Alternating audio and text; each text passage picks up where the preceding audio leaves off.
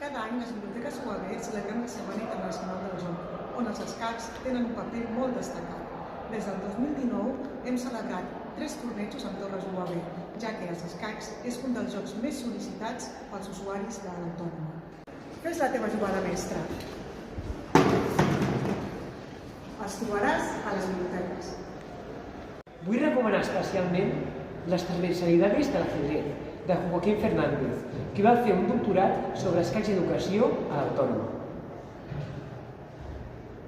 Aposta pels escacs a la UAB.